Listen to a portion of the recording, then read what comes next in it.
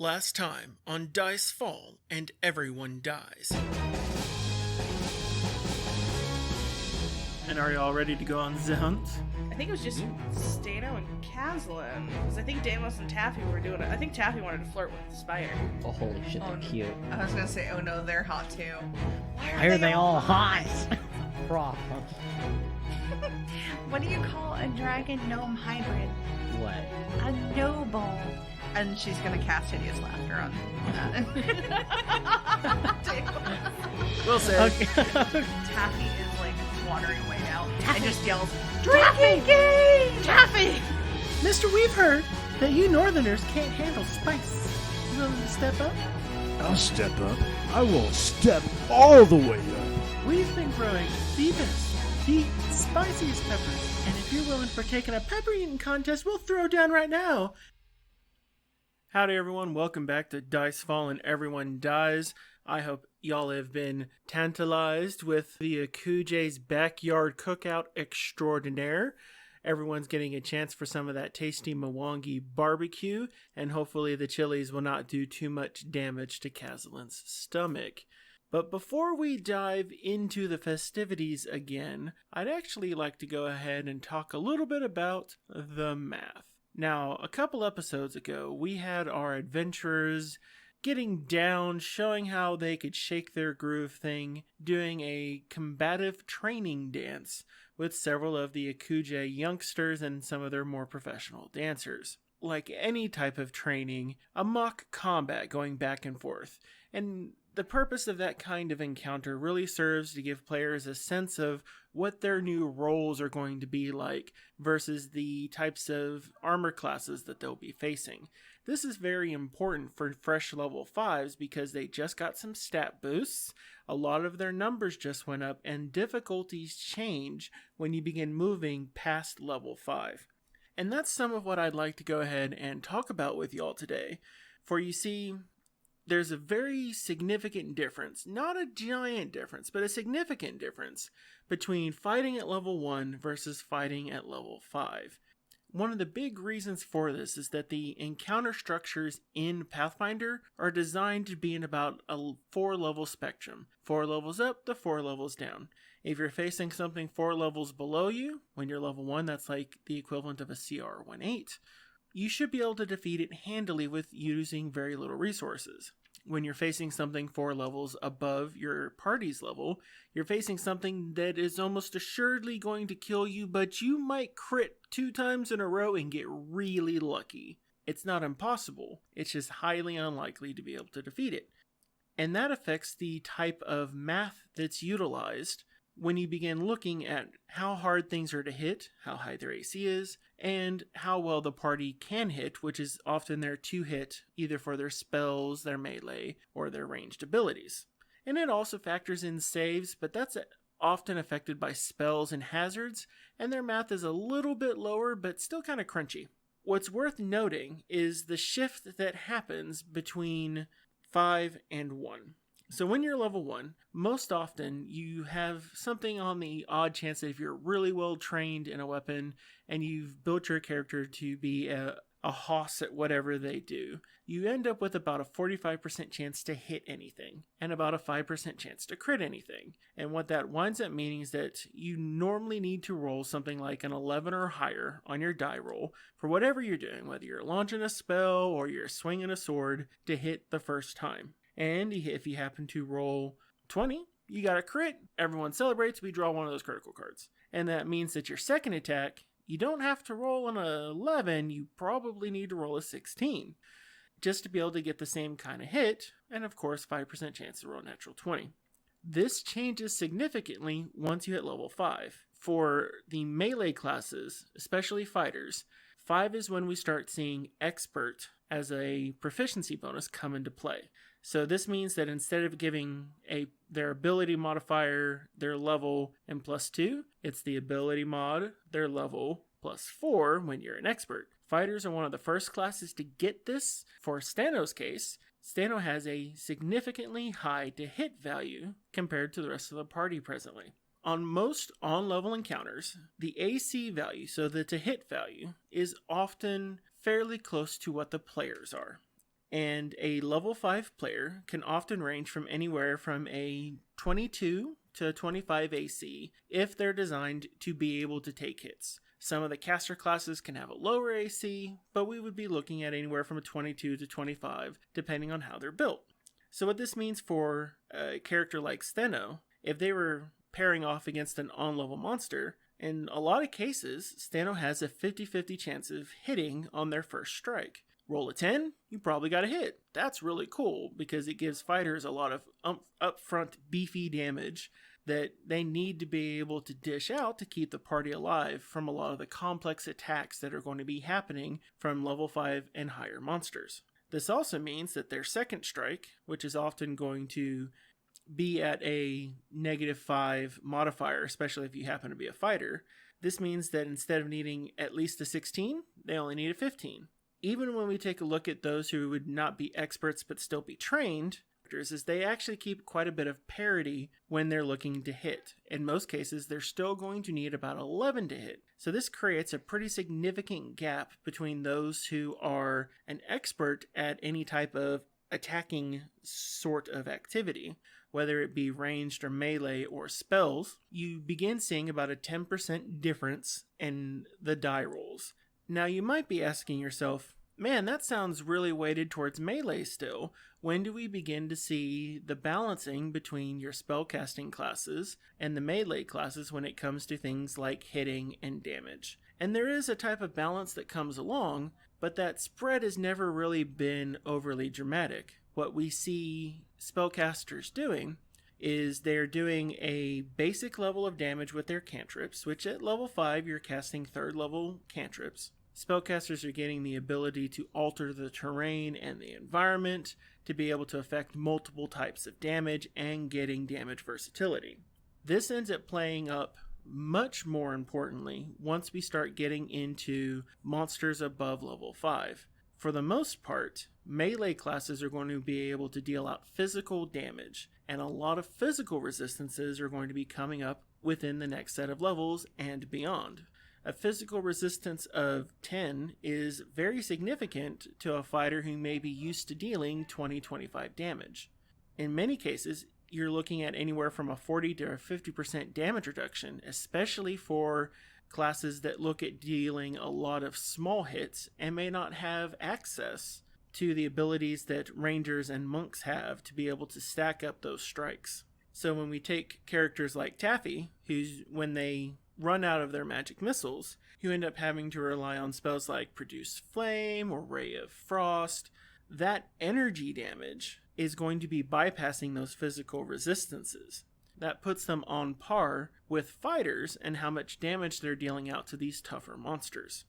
There is going to be a continued disparity between the number of successful attacks your melee and ranged characters are going to be able to get over their spellcasters, though a good chunk of this is going to come down to whatever the level of resistances that are going to be available on any given monster. For those who like the idea of being the powerful monster slayers, knowing this kind of information puts a lot of value in versatility of attacks. So the biggest things that our party will want to keep in consideration as they're moving forward and getting into situations that they can't talk their way out of or make friends with is going to be the type of damage that they'll be able to put forward to be able to defend themselves or to be able to accomplish their objectives. Those physical resistances are likely to mount up, and we may even begin seeing certain types of energy resistances for those really beautiful fire damage types that come up. We also have to bring into consideration how big HP pools are going to be getting for our players. At level 5, we're looking at a potential of having well over 50 hit points, and in some classes maybe even getting up into the high 60s, maybe even 70 hit points depending on their builds. This means that some characters can be really sturdy. The counterpoint to that is a lot of the new monsters that are going to be coming up can deal very powerful strikes, and Stano may not always be the one who's targeted. Monsters also have a tendency to get a lot smarter as you go up in level. You take a look at their intelligence scores, and when you start having an intelligence score at the same level as your average person or higher, they're going to know how to prioritize their targets and that's going to be a different style of challenge for the players. They won't just be taking on goblin dogs and giant bats. But that's just a little insight to kind of how the numbers are going to be moving forward over the next several levels. You never know when the dice will betray you, though. But I suppose That's why they have my buttons, isn't it? I will get them all back in due time. How drunk is Wimble? Oh, he's hammered. So drunk. In fact, he comes over and he begins escorting 3 young elves walking up to Kazlin. Demos is still kind of playing, but where Kazlin, Nikisha, and Steno's at as Taffy's kind of meeting up with them. And Wimble brings him over and sets them right in front of Kazlin. So these are fairly young kids. Mister, we've heard that you Northerners can't handle spice. We've heard that you can't handle anything with spice. Now, this guy, pointing at Wimble, says we're wrong, but we don't think we are. You willing to step up? I'll step up. Kazlin. I will step all the way up. Kazlin can eat anything. Yeah. We've been growing the best, the most delicious, the spiciest peppers that any city has ever seen, and that our city has ever seen. And if you're willing to partake in a pepper eating contest, we'll throw down right now, and we'll show you that you Avastanis have no chance of being able to take on what's really hot. I'm waiting for them to call an old man. Well, let me tell you something. When it comes to putting things in my mouth, the contests are where it all goes down. So why don't you just give me those peppers and I will show you what I'm all about. Inspire courage. Actually, you maybe did do an inspired defense on these peppers. I don't know. One of them. Whichever one gives you for saves. Alright, so the way that this works, when you eat a pepper, you're going to attempt a fortitude save. If you fail, you're going to be sickened 1. And on a critical failure, you'll be sickened 4. Oh god. So you can attempt to recover with a deception check to kind of choke it through and, try to make it so. But if you can't recover fully from being sickened within 5 rounds, you're out of the contest. You can do it. So, Believe in you. the first pepper is set down in front of you. This is one of our mild ones. Give me your fortitude save. 25. You had one of the pies at the contest that put this pepper to shame. Yeah, I did. Okay. Ooh, maybe he's not a wuss. Maybe he can take something a little spicier. Wimble's just like, puts, he makes that cross sign in front of his chest and just smiles and starts tapping the table. And they set another pepper in front of you. Wimble, how much money do you have down on? He takes his fingers and kind of presses them together and starts rubbing his thumb against his forefingers and nods. It's not an answer. 22. Now, this next one is definitely spicier. But you're like, this one has a flavor. It's not bad. It was spicy. But you're like, it was alright. And it's kind of like moving up from a yellow pepper to like a jalapeno pepper at this point, kind of equivalent, right? So at first they thought they handed you the equivalent of, a jalapeno for someone who just absolutely hated spicy stuff. And so they're a little bit more impressed now with the second one that's here.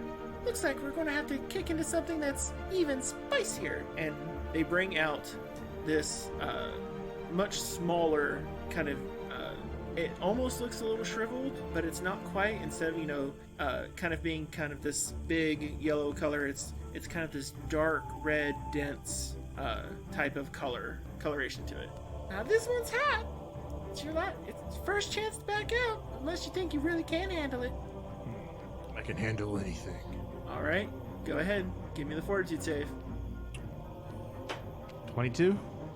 And it's at this point that of the 3 kids, the first one who he tried so hard, and he was just like, I know I've got this. He was trying, and then he gets to this third one, and he gets up and he runs. Like his face was red. He had tears streaming down his face, and he has to go retch. It's so rough. The other 2 kids are going, that one was the wuss of the group. But you can give me a perception check. 28. You can tell that not only are they flush, they're flush in their cheeks, they're flush along their throats. You can tell that their lips are getting a little bit puffy by comparison, and you just like hard hit this one right here. And so you're still perfectly fine. You're just like, not too bad. We say that you can handle some spice, but we call this next one the ghost pepper. And so both of them take theirs and they hold it up in front of them. And this one is a super dense coloration. It is a red that is almost black, and it is even half a time smaller than one of the others. You ready for this one? Give me all you got. All right, give me your fortitude save. Oh no!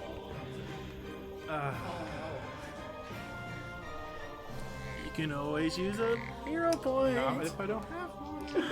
Oh no! All right, what is it if you don't have a hero point? It's a 15. So that is not a critical failure, but that is a failure. So you are now sickened 1. Do you want to try to do a deception check to kind of keep going? Yeah. All right, go ahead and give me a deception. Taffy, are you able to see how much gold Wendell has bet on this? 19. I'm not. It's a lot, though, I'm sure. More than I have. So Which- this one, It's concerning. Yeah. your eyes are beginning to water. You can feel it constricting your throat, and you're pausing. You can see the other two are beginning to do the same thing as well, and they're kind of trying to choke through it. You've got 4 more tries to try to push through it. Give me another deception. 25. But you remember, and you thought about Mrs. Sprizzlegig, and the last time she mentioned eating, and that sobered your taste buds right up. You're like, not again. We're not going to cow down to this. Wait, what? Oh, yeah. That was a good time. And that's about when the second boy, he loses it. Like, now he can't keep it back. The tears are streaming down his face. He is trying to throw back as much as he can to drink, and he's hitting the table. The second boy is out. How many boys are there? There's one left. And so you see him. Now this next one. This one we call the death pepper.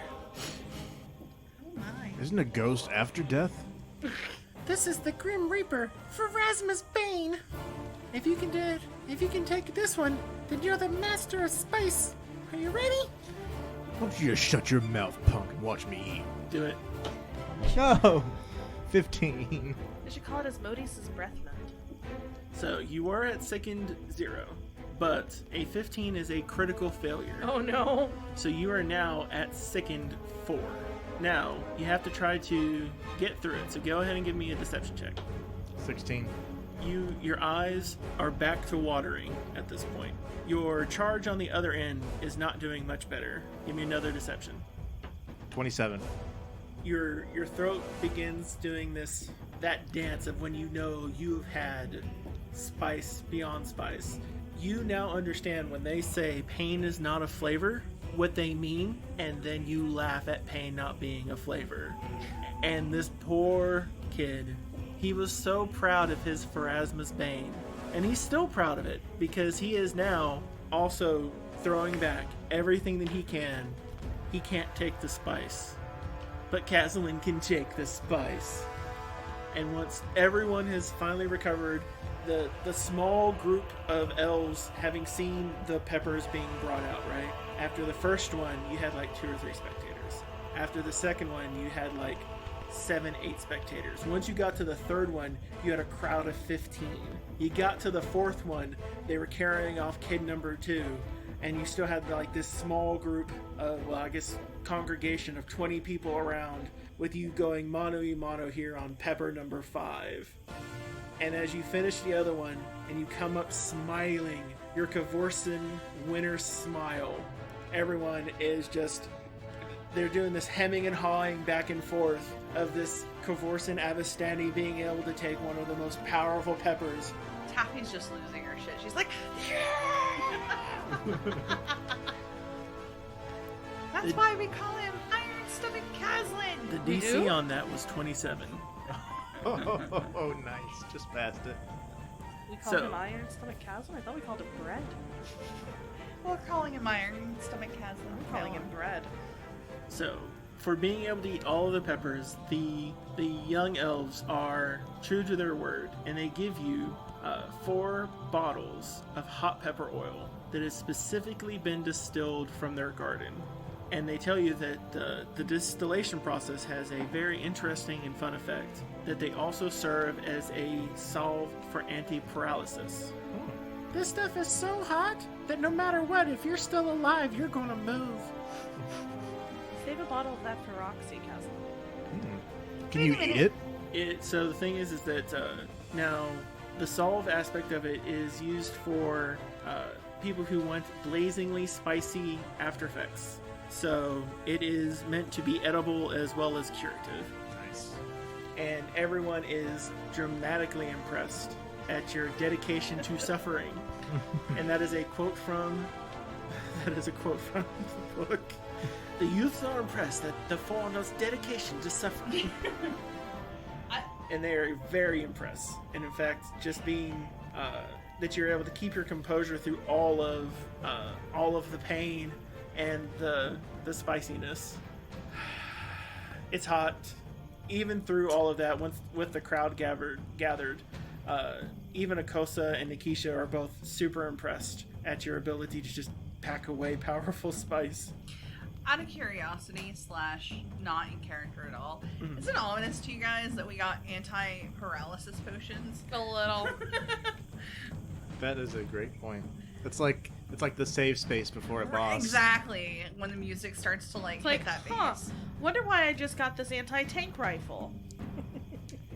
But I haven't faced tanks yet. Weird. Oh, that's a tank. Oh, So, with all of the festivities going on, Nikisha gets up and brings her staff down onto the platform, begins knocking and kind of calling everyone's attention. And it seems the height of the feast is finally going to kick off with something that is called the Storyteller's Circle. I got her dad's drunk before the storyteller thing. Oh yeah. Nice. And so Nikisha kind of gets up and is interrupting everyone by striking her staff on the floor. Everyone give me a society check. 29. Oh, not that good. 19. 24. 26. So, Deimos, you know this bit of lore, and as does Steno. One of the Akuje traditions is the swapping of stories with visitors in a storytelling circle. So, as Nikisha has brought everyone's attention, everyone begins forming the circle, and it looks like Nikisha is going to begin with a story. And so you kind of sense a kind of a thrumming and kind of coalescing of storytelling tropes and ideas. Demis, you recognize this from some of your college courses on kind of for presenting sets of ambiance, how to gather folks' attention. You think she may be also trained a little bit like a bard in how this is going. And as she begins, "Come, children of the leopard clan," and her voice is ringing out clear and very strong above all the sounds of the festivities, bringing everyone in. "Dusk has fallen, and let us call the moth to tell us a story." And everyone around the circle begin to stand, and they hold their hands cupped up in front of them, and each one of them begins conjuring a ball of light into their palms. "I have caught a little moth," Nikisha says, and she dramatically begins clutching the air in front of her, "and it has a story to tell," as she brings it up towards the side of her head, towards her ear. "It is a story of the great darkness." And as she ends off on that, everyone around you in unison responds, "We will listen." And as they begin, after they say that, she begins going more in depth. "There was once a time of anguish, a time of destruction, a time of night so dark that even moths refused to fly. And from a hole in this night came a great darkness, one who saw the world suffer and thought only that it wanted to see more suffering. The darkness sought to burn all that remained, and until there was nothing left but ashes. The first people that the darkness found were brave people who stood before the darkness with their weapons and did not run. The darkness sought to destroy them, saying, "You shall fall before me, for I am death, and I am fire." But the people were not afraid, and they replied, "You shall not break us, for we are the guardians of this land, who stayed to defend it when all others fled." Oh, what a great and terrible battle it was. The people shattered their spears against the darkness again and again, but no living being could pierce its hide. For at last, the greatest amongst the people, the kindest, the most righteous, gave their lives to forge their souls into weapons for the people to wield. Oh, how their souls burned like bright coals in the night. The people took up the souls of those they had most loved, and in the wrath split the skin of the darkness. They spilled the blood of the darkness across the whole of their lands. They broke the horn and the teeth of the darkness and flung them into the sea, and yet the darkness would not die. The people forced the darkness back into a place from whence it had emerged, and the people trapped it in the space between spaces. The people swore that they would stand guard so that the darkness would never escape to threaten the land again. Could the people imprison the darkness forever, even when the best among them could not defeat it? Was it foolish to expect them to try? And she pauses and then says, "That is the story that we have been given." And then the people around recant back, "And we will remember." And as Nikisha finishes her story, she turns and begins looking at each of you, and she's going to settle on one of you. Demos. Yes. And you, do you have a story to share? No.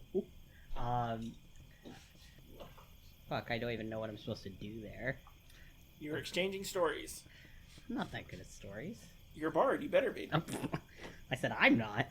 I can tell a story. Please save me, yes. Well, we can also turn it into a performance check. I can definitely do that. I just cannot come up with stories on the spot. I'm sorry. So give me a performance check in what you want the story to be about. So a 27 and... Us retaking Castle Altering? What about that story you posted on Twitter? No, that's just... That's not a Damos story. That's Yeah. not a Demos story. That's not even close. Yeah, I can talk about some of the adventures in All-Terrain. Excellent. And that goes over very well as you bring your lyre into that one, and you kind of start telling the story of how y'all came together, dealt with the fire, went in, got and captured Calmont, brought him back, go in, met Alex Stagram, and you somehow got a lyre to mirror the sound of a saxophone. Doot, doot, doot, doot, doot, doot, doot, doot, doot, doot, doot, doot, doot. And then how y'all went into the depths, came back out, fought a vile necromancer as well as a demonic force in the bowels of a cave to then be able to get down into the treasure trove at the bottom, cementing your claim for the entirety of the keep. And Taffy, you want to tell a story? Oh, it was essentially going to be that story. Ah. But just from the perspective of a little lost gnome. So Taffy comes in and then starts hyping up the story at different points along the way. Wimble randomly buzzing around, play acting at the same time, just a little extra drunk. I can use Prestidigitate, right? To do, like, light show kind of. You can bring lights and fun stuff into it. Go ahead and give me a performance check. So that's an at 20, so 24.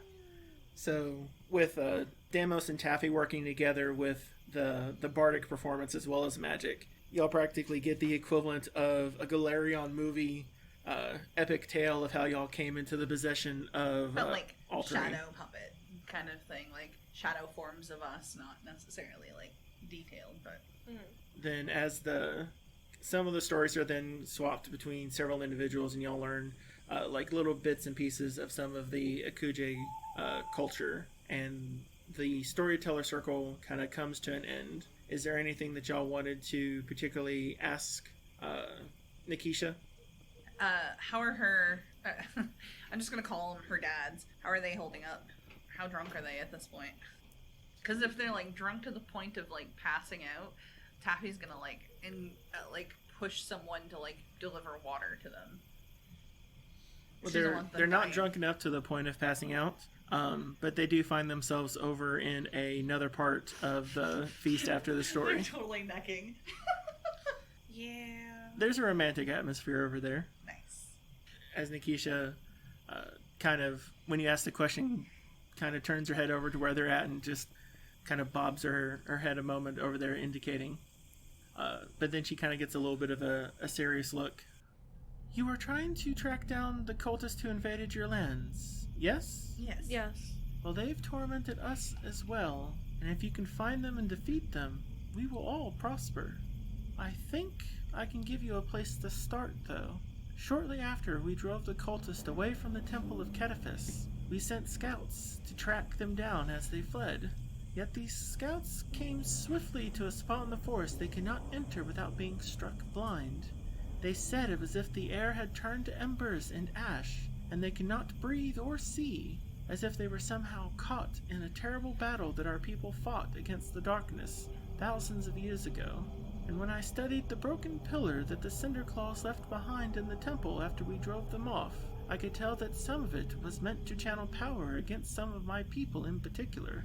The darkness has a grudge against us, and I think the Cinder Claws are using the power of that grudge to keep the Akuje from striking back against them where it matters most, at the seat of their power. So, what would you say if I asked you to investigate the jungle to the east? Yes. If I'm wrong, you could end up blind, but I promise to heal you free of charge. Yes, yes, a million times yes. Ooh, excitement is wonderful. That Taffy has already agreed for us. Did you see what that dragon almost did to my robes? Did you see what it almost did to our friends? And that's just an image of it. Speaking of These fuckers want to bring him back. Right. speaking of our friends, where is your monkey friend? Right. So Ubak, through a good chunk of this time, has kind of been a little bit on the periphery. If he's not been behind Taffy, he's kind of been behind Renali a little bit, kind of keeping an eye on some of the baggage, periodically kind of being up and in the trees. There's a couple times you think you might have seen Harriet stalking him a little bit in the upper trees. And then whenever he would cut wind of it, he would then go down to the lower trees to be back on the platform. Where is Harriet? Harriet, presently, give me a perception check. 29. 29. From what you can tell, it looks like she happens to be giving a hungry stare over at Ubak. You know what? Everybody else did cool things tonight. Stano's gonna go try to make friends with Harriet. All right. So, Stano, you head over towards Harriet. Give me a nature check. Just nature? Yep, it is nature check. DC 25. Don't fuck me. You didn't fuck me. That's a 26. 26. So, as you begin... Wait, that's 27. Okay. Even with everything going on, you can still tell exactly why Harriet has a pudge, because periodically throughout the night you've seen different spots of where they've thrown chunks of meat up to Harriet.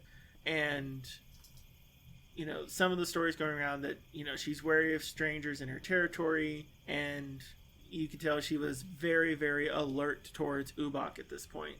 And you began kind of... You shifted your body language a little bit. You've seen her, you know, this is your second time having seen her. And you kind of begin easing your way over. And you see the tension kind of slip out from her a little bit. And it looks like as you approach, she's acting a little bored, a little half asleep. And as you do so, one of the Kujay come up and is just like, "This is a sign of Harriet's approval. She apparently likes you. Do you want to try to get closer? You think that if you tried to actually touch her, it might be quite impressive, but it would be even more difficult. Yes. And she could bite." Fuck it, why not? And that's how Stano lost an arm. So, before you roll, the DC for this check is 30. Cool. Oh yeah, there's no way I can make that. So, no, she's not gonna try. Okay. I have a +8 to nature, Right. so. It's a lot easier if you're an expert, but because you're not an expert at it, you have to be very, very exceptional. So, But even getting close still grants you the influence of essentially being accepted. One lion to another. One lioness to another. So the feast comes down. Everyone is having a grand old time at this point. There's mentioning of everyone getting prepared and ready to go out for the morrow. Is there any information that you wanted to ask Nikisha about heading out and about before you all wake up in the morning? no. No? Caslin gonna be No. cleared of his sickened condition? Oh yeah. He made it through that. Is Taffy gonna seem like a slut if she looks around for anybody that might, like, want a cuddle buddy for the night? You want to get go a find a cuddle cuddle buddy? Go get a cuddle buddy. I'm sure Damos is trying to look for a one too. magically inclined cuddle buddy. You know, Is that Damos likes- not looking for a cuddle buddy too? that likes copper. Everybody's Maybe. cute. Wait, are you trying to hit on one of the leaders? She might have a thing for twins. She doesn't know. Oh my god. She also has a thing for spider ladies.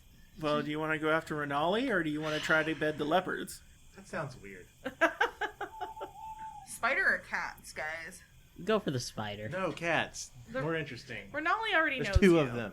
Yeah, Renali already knows you. But they think I'm adorable. Spider girlfriend though. I don't think this mutually excludes itself. Like one night with cat girls and then I mean, it a could. lifetime with spider girl. A lifetime. Who knows? Okay, can I make a society check to see who would be more receptive to gnomish cuddles? Yes. Make a society check. Woohoo! Okay, hold on. I think my society is 11. Yeah, 11. So that is 28.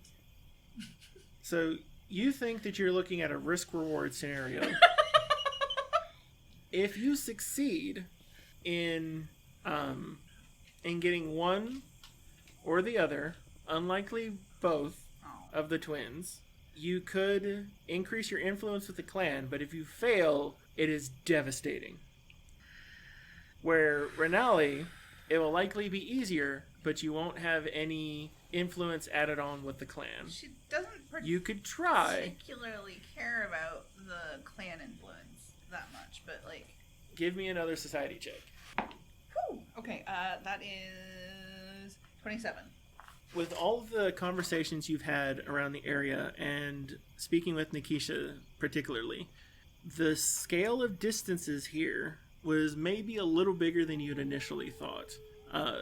This town, this clan, is the closest thing resembling civilization for within about 200 to 300 miles. In addition to that, you expect to be going over several thousand square miles of jungle after the Cinder Claws, trying to figure out and deal with the issue of the cult. So having the influence bit would be real fucking good. It's a lot more convenient than trying to trek yourself back into the gate and potentially dealing with Flamey McFlameface. Okay, but like, how much influence do we already have? Quite a bit. You don't. If you failed, just failed with the twins, you might take everything you have and reset it to 0. Absolutely not. Go after the spider girl. High or low? No. Hi. Sid, use your thinky box. It may also damage the increased reputation you've had with all of the other major NPCs you've been dealing with. Thinky box. I'm using my thinky box.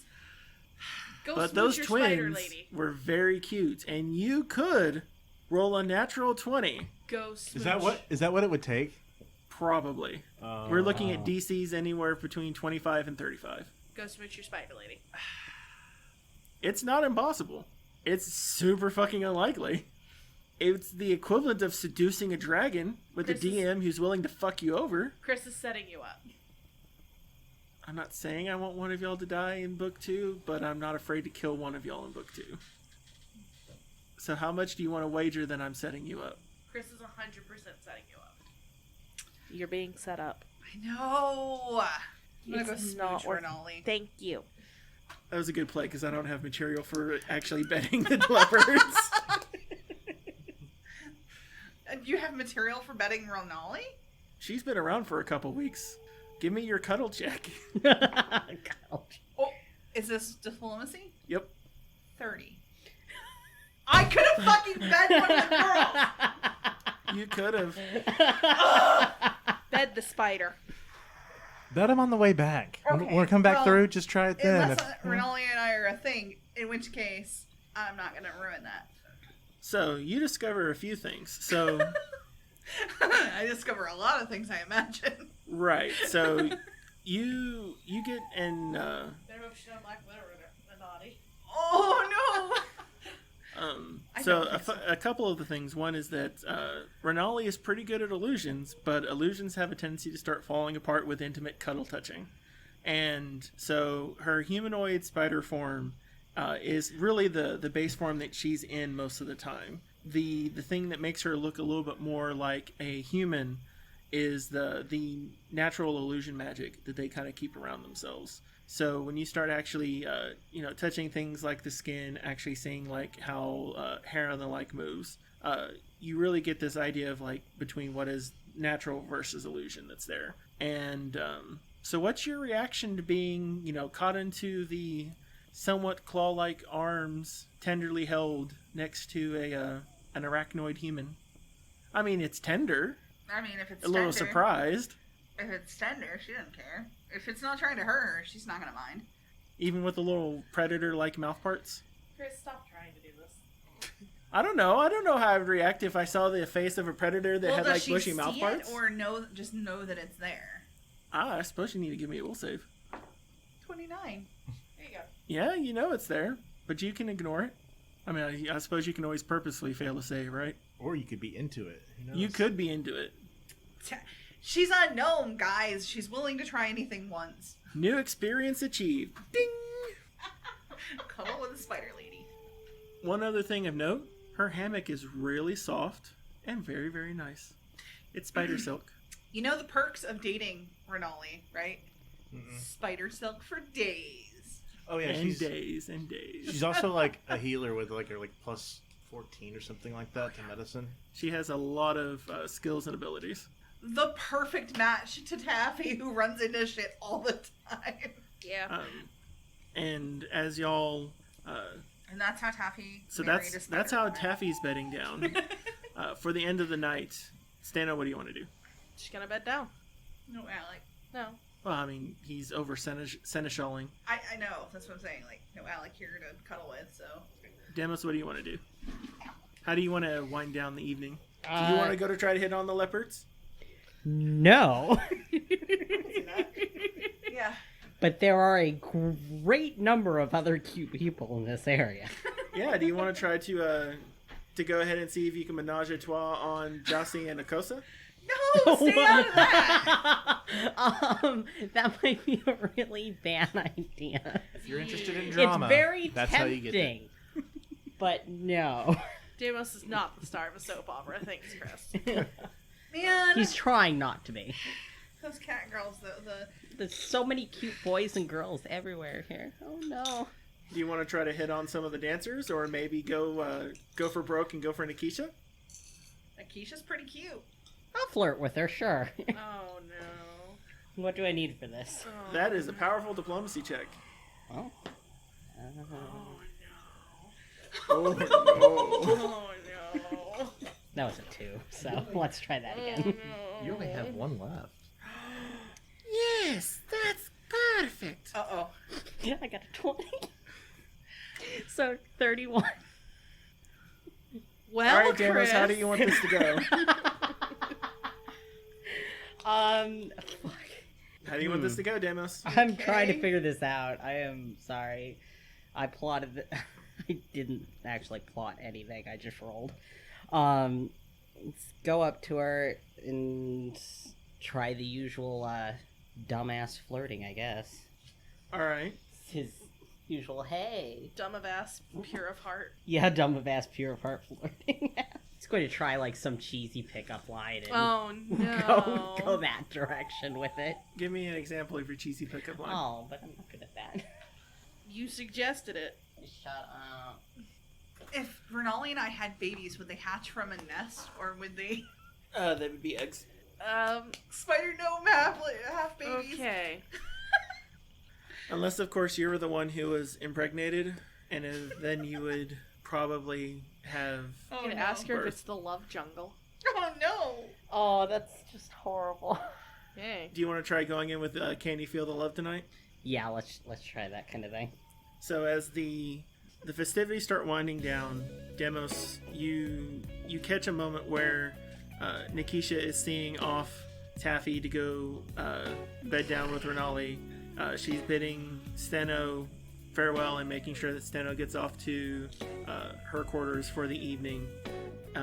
And before this gets any further, Caslin, what are you going to be doing? Well, the only other person left is Harriet.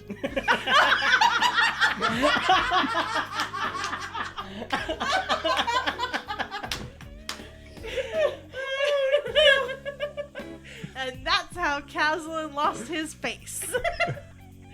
Face? You want to know how I got these scars? You think of me too highly if you think it's my face. I was. That's Well, worse. if Caslin is looking for amicable company, one of the dancers from the dance-off seems a little Excuse more me. than interested. I think Zach pretty clearly said that Caslin wanted to keep Harriet company. Do you want to try to go snuggle with a lioness? Yes.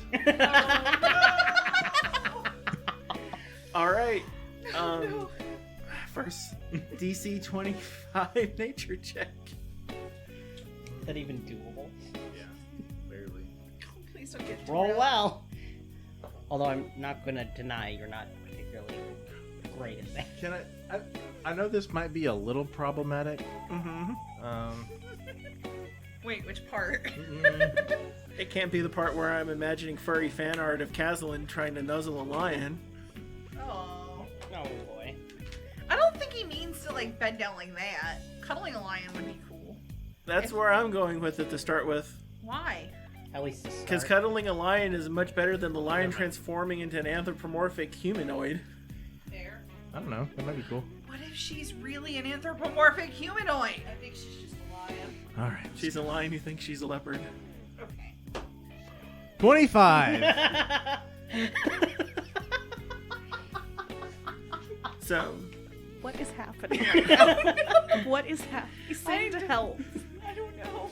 so about 10-15 minutes after We're all getting Stano had an cuddle on. encounter with Harriet, not wanting to be undone, you Outdone.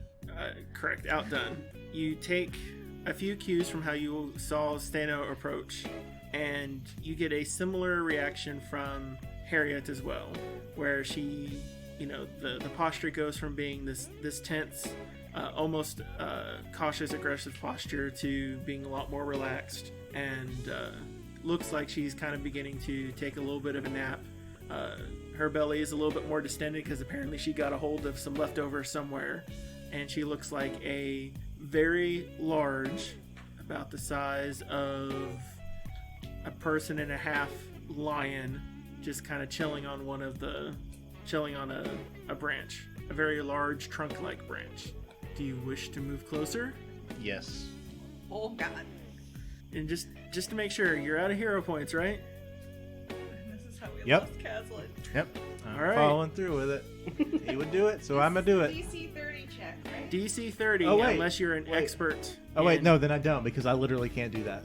You can only do it if you hit a natural 20. Oh, then I'm not. Never mind. Okay. I literally can't do that. I mean, 1 out of 20. That's it.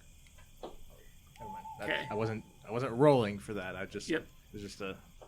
It would have been funny though if you'd have rolled just then and it was a 20. Yeah. It's like, God damn it. Kind of like my fucking roll for the jaguar or leopard twins. God damn it. It's okay. Renali's better anyway. And is there anything else you wanted to do before you bedded down? No, I guess not. So you, Nikisha guides you to where your bed down spot is, which is not too far from Steno's space. But as you do, you notice that it looks like Harriet is kind of shadowing you a little bit. And then as, you're we'll say it's the equivalent of bungalow. Zach, Is there? I don't want you to get cocky real quick because you rolled a 25 and I rolled a 28 on that. Okay. Okay. You know, part of the way through the Comes into evening, cuddle with all of you, or both of you. you hear a small thump They can't on the purr. top of your bungalow, and just as you're beginning to doze, you kind of hear this thrumming sound from the top of the bungalow. Like purring. A little bit like purring. They can't purr. Lions can't purr. That's why it's a little bit like purring. Okay. It's kind of like it's kind of almost like a growl, but just a Earth little bit. lions can't purr. Oh, that's true. Earth lions can't purr. Galarian lions could. Earth lions can also climb trees, so. They just don't very often. Earth lions. When can there are jump trees 20 big feet in enough the to air. hold them, they do. They cannot vertically jump 20 feet in the air. They can still vertically jump really high. Yes, but it's So amazing. about Deimos and his "Can you feel the love tonight?" And as Harriet begins guiding Deimos over to, Harriet? you're right, it's not Harriet. I was like, wait a minute. It's like, oops, I hit on the wrong one. Before we go to bed, before I bed down, I make sure that the guys go to bed, preferably in the same direction. Oh, Jossie and Yeah. Oh, they're well taken care of. Okay. Taffy just wants to make sure she did a good job. She felt pretty proud of herself, so. Well, considering they have I'm sure easily they're- a couple hundred years more experience I'm than sure Taffy I'm in sure these they're things. prepped and protected. That is not what I'm talking about. She just wanted to make sure that her plan was successful in that they are now canoodling somewhere. You've seen Pretty good nothing to the evidence. contrary. Okay, good. Now, as for Nikisha, who oddly eyes a lion as they are walking away, especially given the background of Can You Feel the Love Tonight, there's a few individuals in a different time and space watching a Lion King movie somewhere up in Irison. Yeah. And it's an odd trick of the gods at that point. Are we in Irison the same time that we're in? Yes. Oh wow, we could meet each other someday. You could. But you're not quite sure how Deimos got a hold of the theme Can You Feel the Love Tonight? But it's amazing how quickly stories travel for bards. And then, Deimos, you have been rocking out the best of your songs. And is there anything you wanted to know about Nikisha before you invite her into your tent? Bungalow. Into your bungalow? I'm not sure what he would need to know that's relevant to this moment.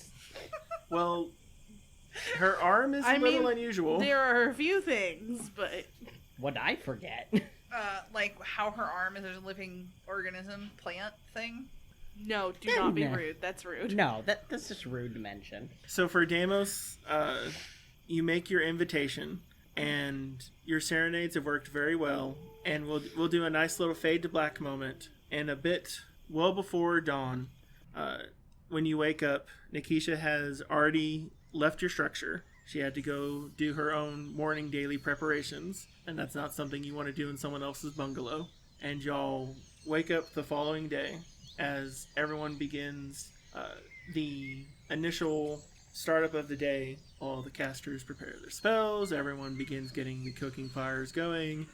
The morning ritual of the village/city begins to thrum around you. And towards the beginning part of the day, when y'all are set to begin heading off, Nikisha, Jossie, Akosa, as well as a few others come forward to see y'all off, as well as present you with some gifts from the tribe. Now, which tribe is the incorrect word? Some gifts from the Leopard Clan. Y'all didn't get the absolute maximum amount of influence points from the clan, because there's a few things that y'all couldn't do, like y'all didn't have the ability to get some additional points from Harriet. But that doesn't mean that y'all haven't gotten everything at which to get the maximum set of rewards here. I knew I should have betted the leopard girl. No. I believe your total amount of influence, I believe, is up in, it's either at about 20 to 22 from my count, and I'll double check that count afterwards for the benefits that are there. But they do present y'all with some parting gifts, and so Nikisa wants to go ahead and provide y'all with some additional generosity from the tribe, how much they really enjoyed spending time through the dinner, how they were impressed with y'all's hunting, and they present y'all with 2 additional pup tents and 5 full water skins to add to y'all's survival gear, as well as 4 full weeks of rations for your entire group. Dang. Okay.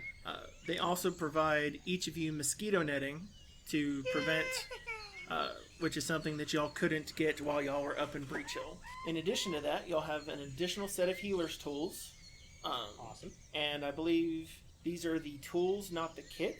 So this should be the one that gives you the bonus to your healer's skill checks. In addition to that, y'all are going to be getting 12 vials of lesser anti-plague. Wait, what? 12 vials of lesser anti-plague. I just need you to say anti-plague one more time. Anti-plague. 3 elixirs of life. Nice. 4 lesser healing potions. And 10 vine arrows. Vine arrows? Vine arrows. How many of the lesser healing? 4. Okay, we have a ton of those now. Because I already had 9 of them. What? This is what I bought before we left Breach Hill. In addition, Wow. someone also donated a set of boots of elven kind. Ooh. What are those? Stealthy stealth. Very stealthy boots. Ooh. For then Akosa steps up. He has an almost a glow around him at this point. I'm sure he does. He presents this over to Kazalin for his use and proficiency in the hunt.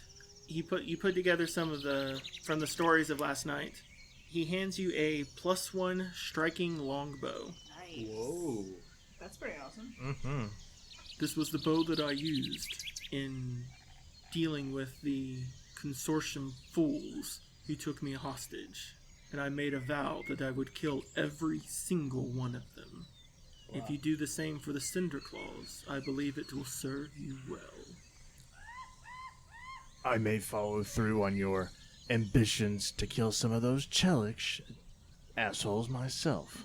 It'll serve you even better. Castle look at Stano when he says that. Nope. That was a me to you thing, not a Castellan to Stano thing. Then Jossie comes forward and presents this kind of in Stano's direction a little bit. He hands you a shield. It's got 3 colors to it, and from what you can tell, it's something you've seen called a Spell Guard shield. Madam Steno, I know that you are not particularly a shield user, but it does not work with my style either, but it may serve you well if things get testy. Why, thanks. I trust it will serve me. And then Nikista comes over to Demos, and there's a chain around her neck, and she brings the chain up, and she hands you a charm that is in the shape of a dragon, where its tail curls around, and it is this multicolored prismatic-y charm, and she hands you a dragon's eye charm. Dragon's Eye charm? Oh, thank you. The dragon's eye charm is a pendant that you wear like a necklace. Or you can set it into your armor clothing as a decoration. As you touch it, it's warm and smooth to the touch. And you have to hold it in one hand when you're actually using it. But you have to make sure that your hand is empty when you use it.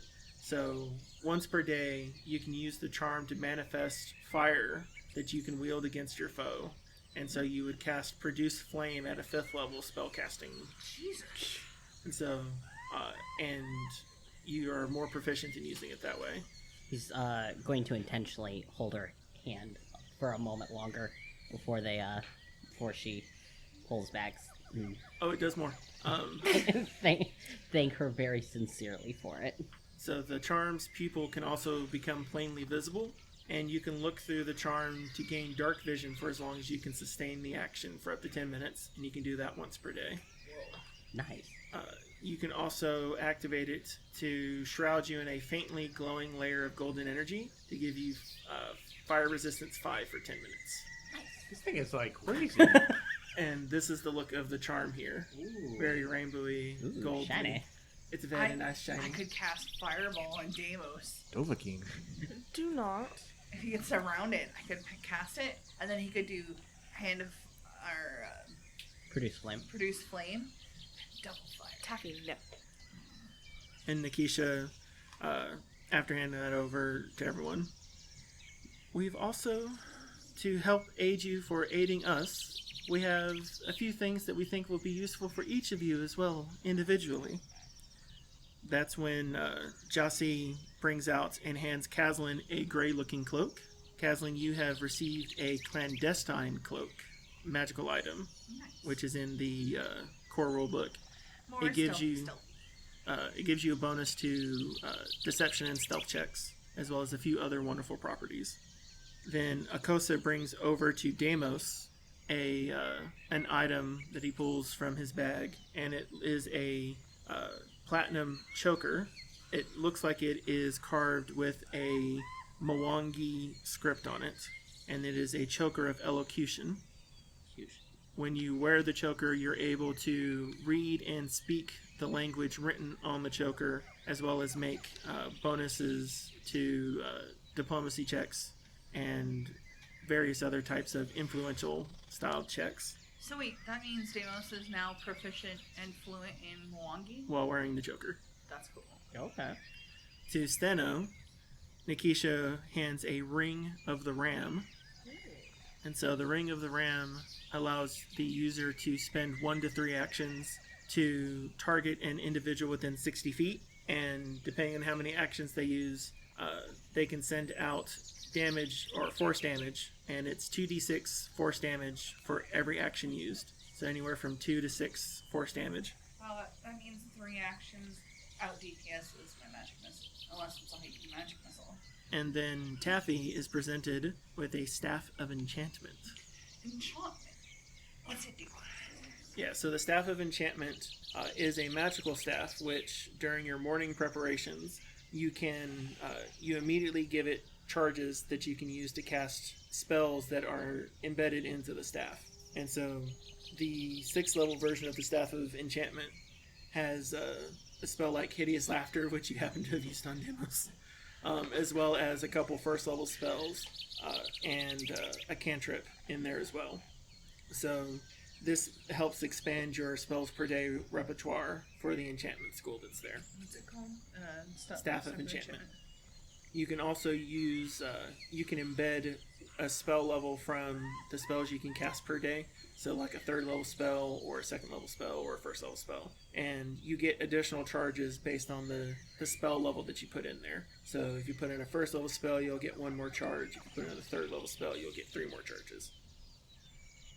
So after all of this material is handed out, Renali is helping organize a good chunk of it. And Ubak is also helping Renali with that material as well. He has essentially been acting quite a bit as Renali's simian assistant. What did y'all want to do with Ubak now that he is back in the Mwangi? Do you want him to come with you? Do you want him to go his own way? It's his choice, I would think. Yeah. Yeah, Taffy's gonna sit down and have a conversation with him and ask him what he would like to do. You're not beholden to us for anything. You've been my friend and you've been loyal, and I really enjoy having your company, but you're not obligated to stay with us if you don't want to. My only request is that you don't go back to the cultists, because now you're free of them. You don't have to go back. Will you help me free my family? Yes. Then I will assist you with Renali. As long as we can free my family, and those who are also held against their will in the cult, that's what we must do. You have my promise. And she offers her pinky.